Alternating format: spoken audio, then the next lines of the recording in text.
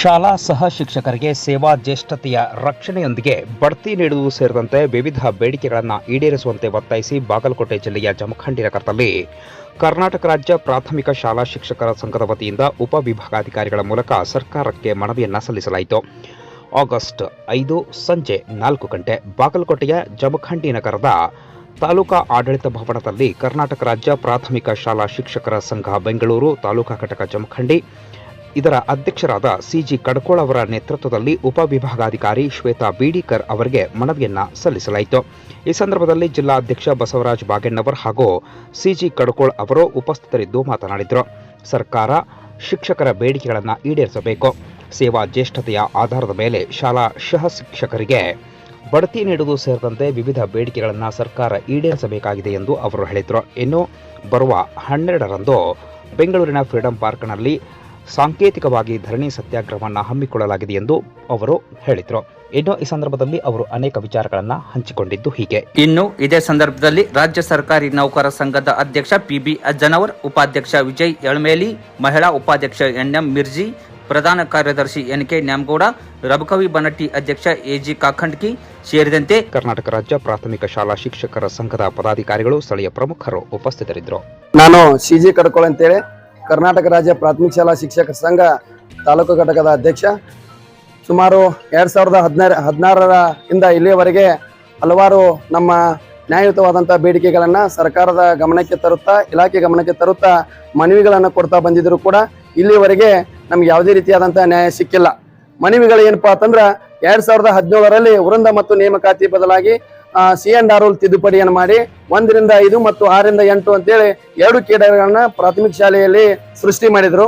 ಅವಾಗ ನಾವು ಮಾನ್ಯ ಶಿಕ್ಷಣ ಇಲಾಖೆಗೆ, ಮಾನ್ಯ ಮುಖ್ಯಮಂತ್ರಿಗಳಿಗೆ ಮನವಿಯನ್ನು ಸಲ್ಲಿಸಿ ನಮ್ಮಲ್ಲಿರುವಂತ ಪದವಿಯನ್ನು ಹೊಂದಿದಂತಹ ಶಿಕ್ಷಕರನ್ನ ನೀವು GPD ಶಿಕ್ಷಕರೆಂದು ಪದನಾಮೀಕರಿಸಿ ನಮಗೊಂದು ಹೆಲ್ಪ್ ಮಾಡಿ, ಸಹಾಯ ಮಾಡಿ ಅಂತ ಕೇಳಿಕೊಂಡ್ರು ಕೂಡ ಇಲ್ಲಿವರೆಗೆ ಯಾವುದೇ ರೀತಿಯಾದಂತ ಒಂದು ನ್ಯಾಯ ಸಿಕ್ಕಿಲ್ಲ. ಆ ಕಾರಣಕ್ಕಾಗಿ ಕರ್ನಾಟಕ ರಾಜ್ಯ ಪ್ರಾಥಮಿಕ ಶಾಲಾ ಶಿಕ್ಷಕರ ಸಂಘ ಬೆಂಗಳೂರು ಜಿಲ್ಲಾ ಘಟಕ ಬಾಗಲಕೋಟೆ, ತಾಲೂಕು ಘಟಕ ಜಮಖಂಡಿ ಇವತ್ತು ರಾಜ್ಯಾದ್ಯಂತ ಎಲ್ಲ ತಾಲೂಕಿನಲ್ಲಿ ನಾವು ಮನವಿಯನ್ನು ಸಲ್ಲಿಸ್ತಾ ಇದ್ದೇವೆ. ನಮಗಳಷ್ಟು ಬಹಳಷ್ಟು ಘೋರ ಅನ್ಯಾಯವಾಗಿದೆ. ಏನಂದ್ರೆ ಪ್ರತಿ ವರ್ಷ ನಾವು ವರ್ಗಾವಣೆಯಲ್ಲಿ ಯಾವುದೇ ರೀತಿಯಾದಂತಹ PhD ಹುದ್ದೆಗಳು ನಮಗೆ ಸಿಗ್ತಾ ಇಲ್ಲ. ಕಾರಣ ಏನಪ್ಪಾ ಅಂದ್ರ ರಾಜ್ಯದಲ್ಲಿ 52,000 GPT ಹುದ್ದೆಗಳನ್ನ ಇನ್ನೂ ಇಲಾಖೆಗೆ ಬಾರದೇ ಇರುವಂತವರ ಬಗ್ಗೆ ಒಂದು ಸರ್ಕಾರ ಕಾಳಜಿಯನ್ನು ತೆಗೆದುಕೊಂಡು ಮೀಸಲಾತಿಯನ್ನ ಒದಗಿಸಿಕೊಟ್ಟಿದೆ. ಆದರೆ ಸುಮಾರು 25ರಿಂದ 30 ವರ್ಷಗಳ ಕಾಲ ನಾವು ಇಲಾಖೆಯಲ್ಲಿ ಸೇವೆ ಮಾಡಿದ್ರು ಕೂಡ ನಮ್ಗೆ ಯಾವುದೇ ರೀತಿಯಾದಂತಹ ಆ ಪೋಸ್ಟ್ಗಳನ್ನ ವರ್ಗಾವಣೆಯಲ್ಲಿ ತೋಳಲು ಅವಕಾಶವಿಲ್ಲ. ಇದು ಬಹಳಷ್ಟು ಖೇದಕರ ಸಂಗತಿ. ಏನಪ್ಪಾ ಅಂತಂದ್ರೆ ನಾವು 94ರಿಂದ ಇಲ್ಲಿಯವರೆಗೆ ಉನ್ನತವಾದಂತಹ ಪದವಿಯನ್ನು ಪಡೆದಿದ್ದೇವೆ. MSc B.Ed ಆಗಿದೆ, BA B.Ed ಆಗಿದೆ, ಬಹಳಷ್ಟು MA ಡಿಗ್ರಿಯನ್ನು ಪಡೆದಿದ್ದೇವೆ. ಇವೆಲ್ಲವನ್ನು ಪಡೆದ್ರು ಕೂಡ ಸರ್ಕಾರ ನಮ್ಮನ್ನು ಪರಿಗಣಿಸ್ತಾ ಇಲ್ಲ. ನಮ್ಮದು ವಿನಂತಿ ಏನಪ್ಪಾ ಅಂತಂದ್ರ ನಮ್ಮ ಸೇವಾ ಜ್ಯೇಷ್ಠತೆಗೆ ಅನುಗುಣವಾಗಿ ನಮ್ಮ ಎಲ್ಲ ಇಡೀ ರಾಜ್ಯದ ಪದವಿಯನ್ನು ಹೊಂದಿದಂತ ಎಲ್ಲ ಶಿಕ್ಷಕರನ್ನ GPT ಶಿಕ್ಷಕರೆಂದು ಪದನಾಮೀಕರಿಸಿ ನಮ್ಮನ್ನ GPT ಶಿಕ್ಷಕರೆಂದು ಪರಿಗಣಿಸಬೇಕು. ಒಂದು ವೇಳೆ ಇದನ್ನು ಪರಿಗಣಿಸದೇ ಇದ್ದ ಪಕ್ಷದಲ್ಲಿ ನಾವು ಮುಂದಿನ ದಿನಮಾನಗಳಲ್ಲಿ 6ರಿಂದ 8 ತರಗತಿಗಳನ್ನ ನಮ್ಮ ರಾಜ್ಯ ಮತ್ತು ಜಿಲ್ಲಾ ಹಂತದ ನಾಯಕರ ಒಂದು ಆದೇಶದಂತೆ ನಾವು ಬಹಿಷ್ಕಾರವನ್ನು ಹಾಕ್ತೀವಿ ಅನ್ನುವಂತ ಸಂದೇಶವನ್ನ ಇವತ್ತು ನಾವು ಮಾನ್ಯ ತಹಸೀಲ್ದಾರ್ ಸಾಹೇಬರು ಮತ್ತು AC ಮೇಡಮ್ ರವರ ಮುಖಾಂತರ ರಾಜ್ಯಕ್ಕೆ ರವಾನಿಸ್ತಾ ಇದ್ದೇವೆ.